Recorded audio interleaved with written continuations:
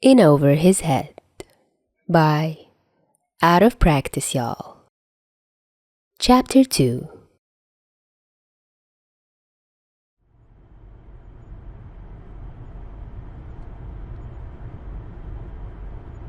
Is he alright?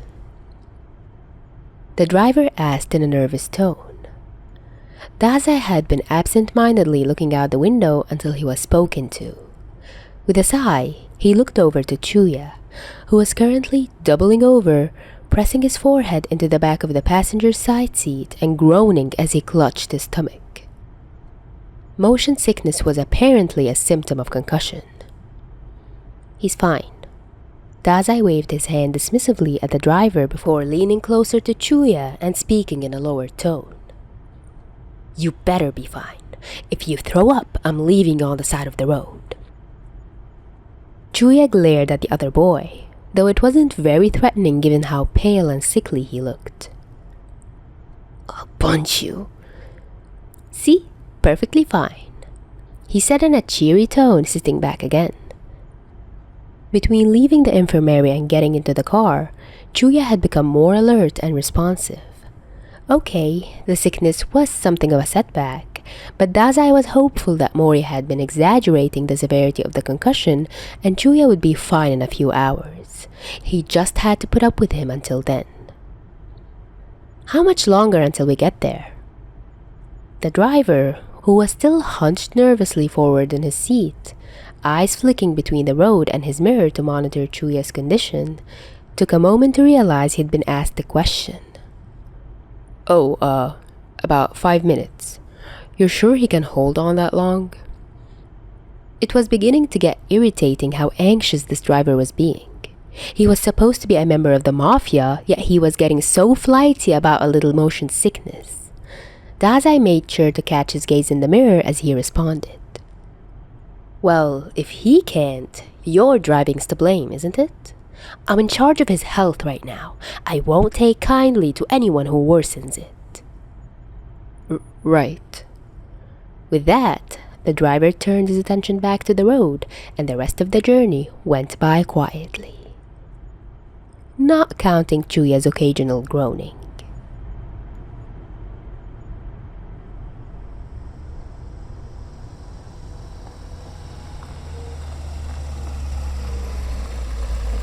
They parked outside of an apartment complex. As much as Dazai would have liked to have retreated to his hideout of a shipping container, he didn't think it an appropriate place for someone to recover from a concussion. So he told the driver to take them to Chuuya's apartment. Besides, he wasn't going to pass up this opportunity to see what kind of home Chuuya had made for himself. They say one's home reflects their mind after all. He hopped out the car and ran round the other side to open Chuuya's door begrudgingly, not trusting him to be able to get out himself. He'd been right. The car's windows were tainted, so when the full force of the sunlight hit Chuuya, he'd actually flinched, squinting his eyes and raising his good arm to shield himself. Dazai grinned. Who's the sad excuse of a vampire now? Shut up. Chuuya whined, shuffling around to clumsily sling his legs out the car and attempt to pull himself up to stand. It was easy to forget how much one needs both arms to balance until one of them is taken out of action. Dazai held out his hand, but Chuuya didn't take it, electing to struggle instead. They made quite the pair as Dazai walked rather chipperly into the lobby despite his limp, and Chuuya trailed behind him practically hunched over himself, looking like he had to watch his feet to make sure they walked right. They beelined straight for the elevator. What floor are you on? Dazai asked as he pressed the call button. It should have been an immediate answer, but Chuuya had to think. His memory was too muddy to pull the number immediately. Second.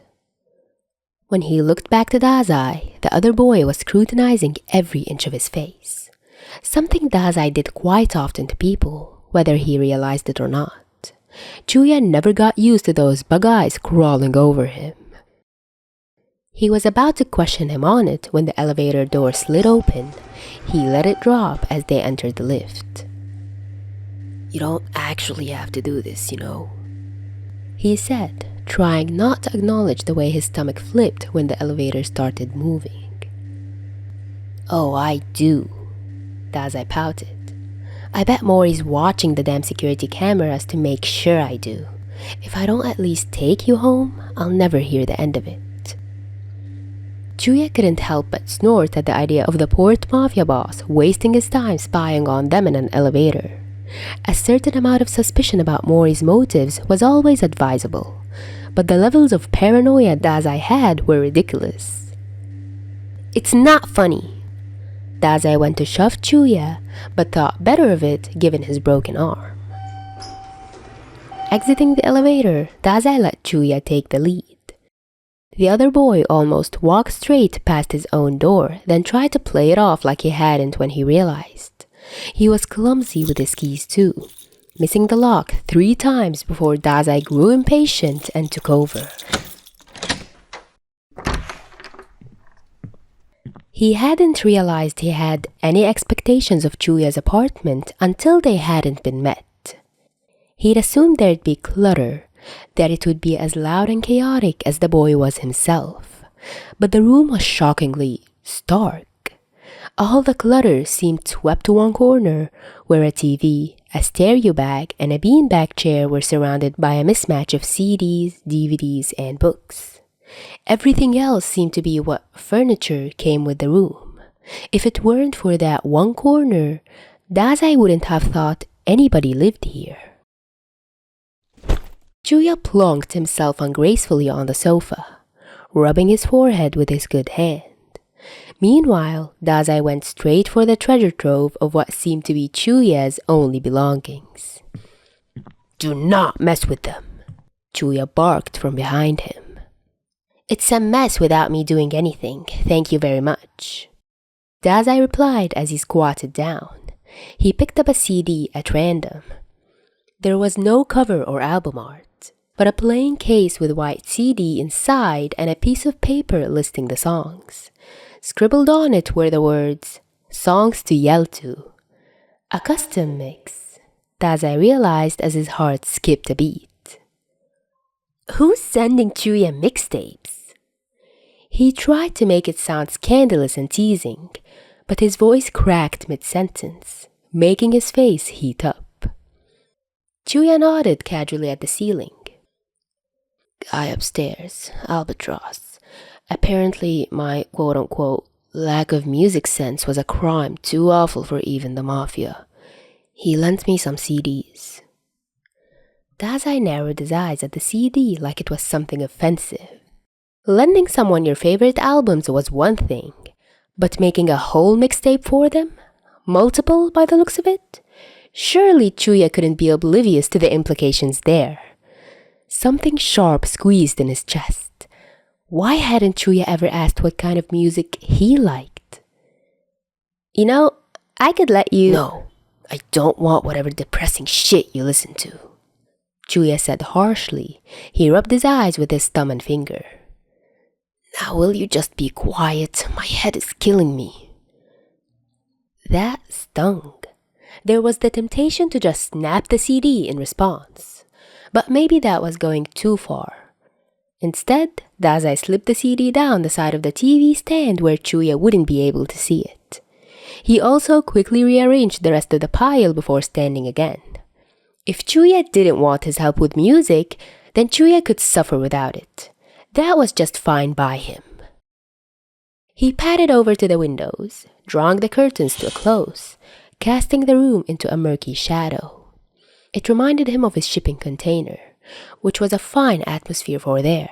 It was what he was going for. But for an apartment as bare as this one, it was just depressing.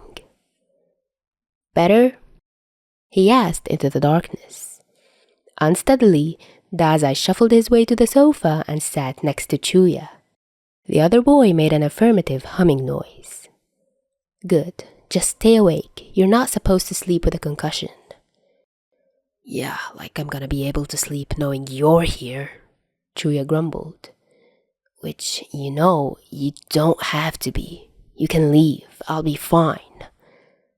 Dazai folded his arms over his chest and pouted. I'm beginning to think Chuuya doesn't want me here. His eyes had adjusted enough now to see the glare that Chuuya shot him in response. So obviously I'm staying. I need a drink.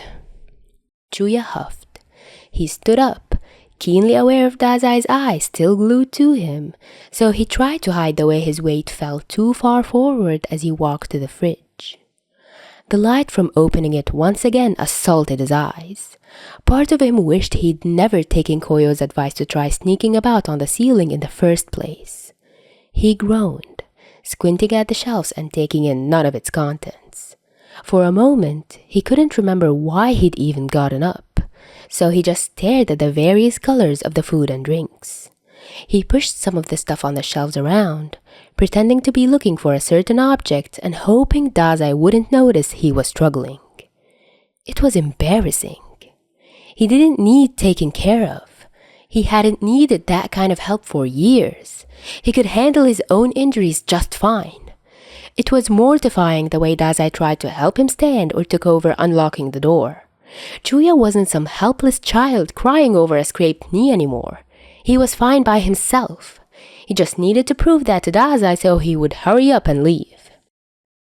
His hand brushed against the cold metal of a can, jogging his memory.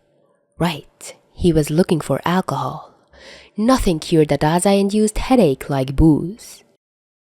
Taking the can in his good hand, he paused as he considered how to open it. He technically could move the fingers of his broken arm, but it hurt like hell to do so. Putting strain on them wasn't something he was really supposed to do while healing. Holding the can in that hand wouldn't work because the cast was too bulky for him to get a good grip on the can. Need a hand? No! Chuuya snapped. He didn't need help. Chuuya elected to hold the can with his good hand and open it with his bad one. The pressure against his fingers had him hissing, but after a moment, he heard the satisfying crack and fizz of success. See? He grinned to himself. He was fine. Wait. Dazai rose from his seat. What are you drinking? None of your business. Chuuya lifted the can to his lips. It was inches away from them when the can went flying from his hand and clattered along his kitchen counter, spilling beer and froth everywhere. The stink of it immediately filled the air. Dazai stood next to him, hand still raised from where he slapped the can. He stared in shock at the mess he'd made, clearly having not intended to slap Chuuya's hand that hard. Not that quelled Chuuya's anger any. What the hell is your problem? You are! It's always you! Dazai rounded on Chuuya, irritation bubbling in him too. You can't drink alcohol when you have a concussion, you moron! I can do what I want. Not while I'm watching you, you can't. Then leave! Chuuya shoved Dazai, sending the other boy stumbling backwards onto his sprained leg. Dazai let out a yelp before his weight went from under him and he crashed to the floor. Instinctively, he pulled his knee to his chest, hissing through his teeth in pain. Shit, Chuuya mumbled. He hadn't remembered Dazai's pain. The shove was no harsher than what they'd normally deal out to each other. It wasn't intended to actually hurt him. He dropped to his knees, hovering over Dazai. I didn't mean to, I just fine, Dazai said, even if it was through gritted teeth. He sat back up, stretching his ankle, testing the pain, flinching when it sent jolts through him. It's no worse than it already was, just no more shoving. Don't slap things out of my hand then, Chuuya replied, petulantly. Dazai narrowed his eyes at Chuuya. It was taking everything in him to hold back his annoyance right now. He needed this lull. He could use it to reason with Chuuya so he couldn't afford to start shouting again. Fine. No shoving, no slapping. We use our words like civilized people, agreed? It took a second for Chuuya to reply. He looked like he was biting back his reaction as much as Dazai was. agreed. Good, Dazai said triumphantly. Now help me up. Chuuya rolled his eyes and held out his good hand to Dazai. Between his broken arm and Dazai's sprained leg, they needed as much help as they could get. They nearly ended up back on the floor twice before they were upright again. See? Dazai brushed himself off. See how easy it is to accept help? The other boy didn't reply. He stared at Dazai for a moment before wandering off to his corner of clutter and digging amongst the pile. It took a moment of riffling, but he found a marker. He drew a short line across his cast. That's one. One what? One punch I owe you when this arm's fixed. He placed the marker's lid back on it and slipped it in his pocket. I'm gonna be nice and only start counting from now on. Otherwise, the tally would be higher. It probably shouldn't have made Dazai grin to hear that, but boy, did that sound like a challenge to him. How many punches could he collect before Chuuya's cast was cut? He bet he could have the whole thing marked in black before that happened. What makes you think I'll just stand there and let you punch me? He asked teasingly. A smirk grew across Chuuya's lips. What makes you think you can outrun me? Your little chihuahua legs for starters. He took the pen back out and made another 2 marks. That's 3.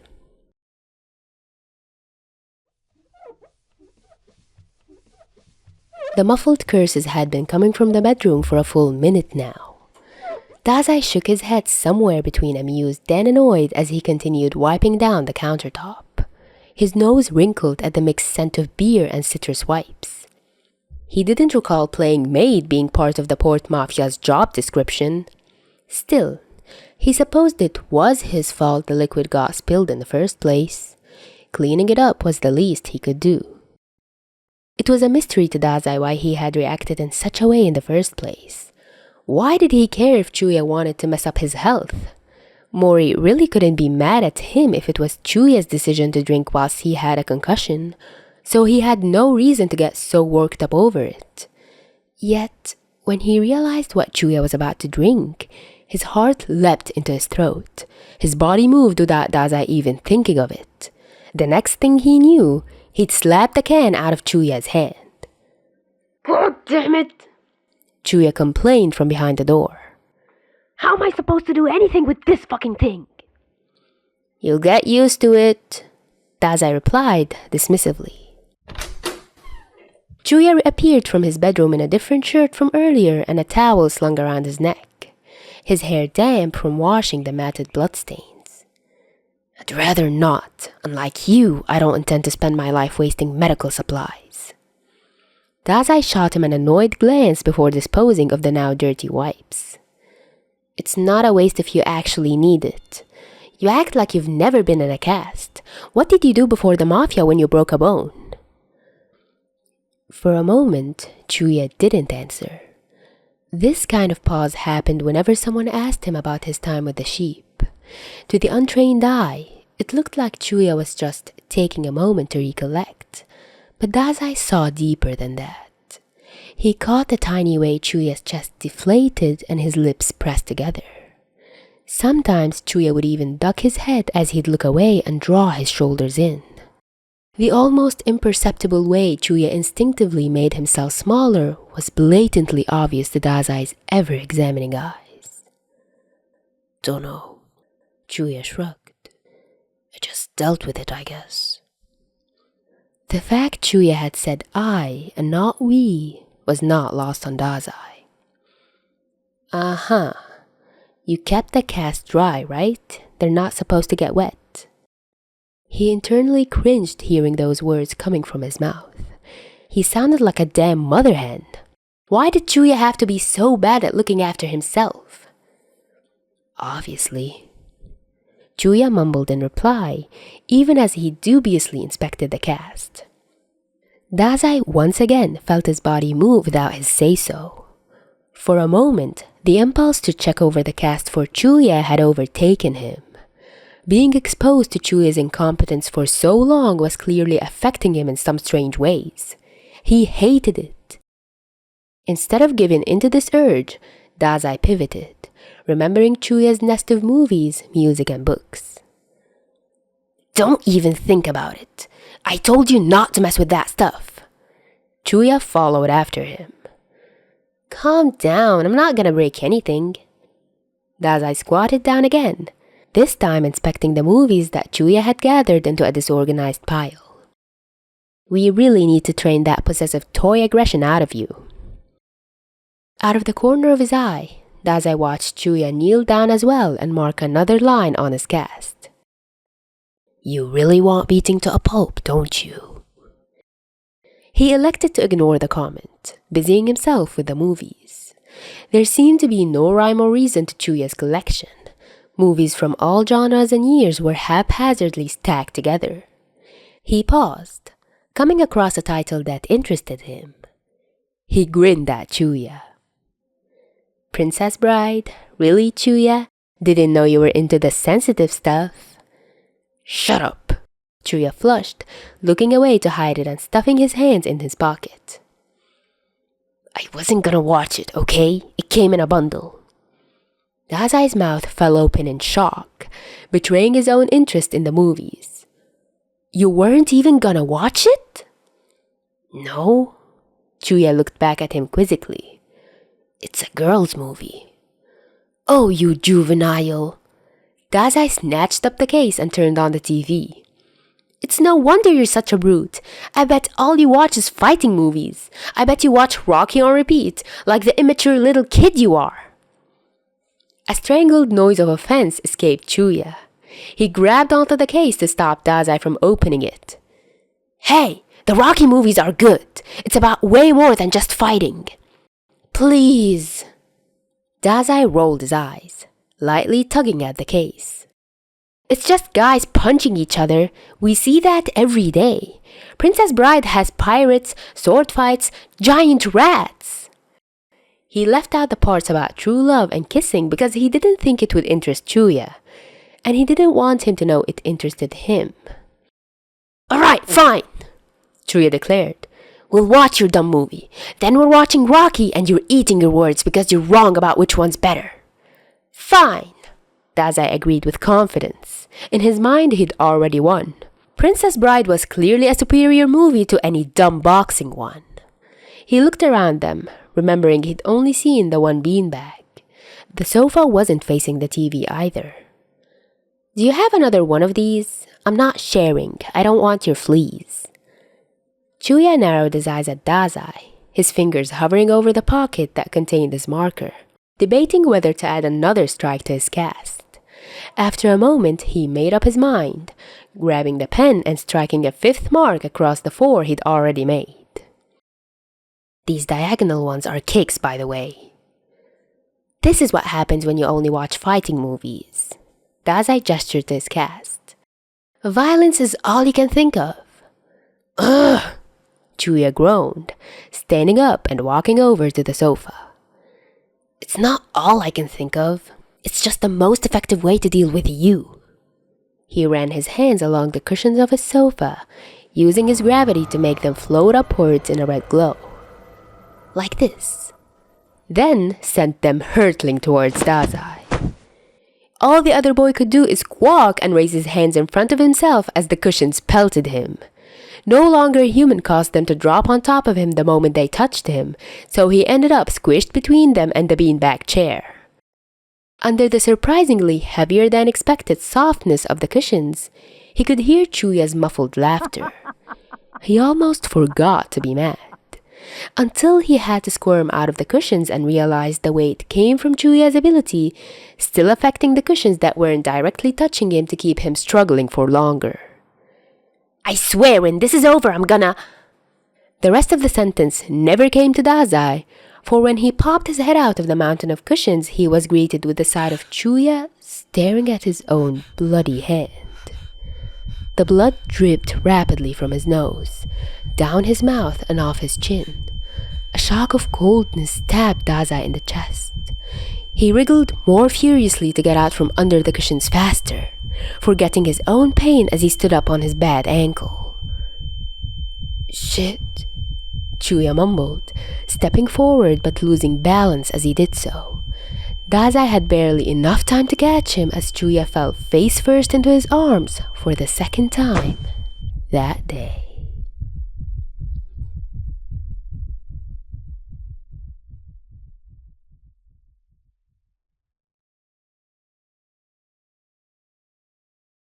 Oh my goodness, just admit you love each other already! Sorry for the late update. According to my schedule, this chapter was supposed to be uploaded on the 25th, but I'm currently on vacation, and when I got the chance to record yesterday, I got sick. Well, still sick. I think you can hear the stuffiness in my nose. Also, today is Spider-Man Day. I'm dying to watch the movie as soon as I'm back home. Got the tickets and everything. So the upcoming videos might also be on a standstill until all of that passes. Thank you so much for listening and for your patience, everyone. Don't forget to send kudos to the author through the link in the description. Also, if you'd like to request any fics, make sure to click the tally link below. And if you'd like to show more support or check out the monthly schedule, click the link through Ko-fi. Hope you have a great week. Till next time.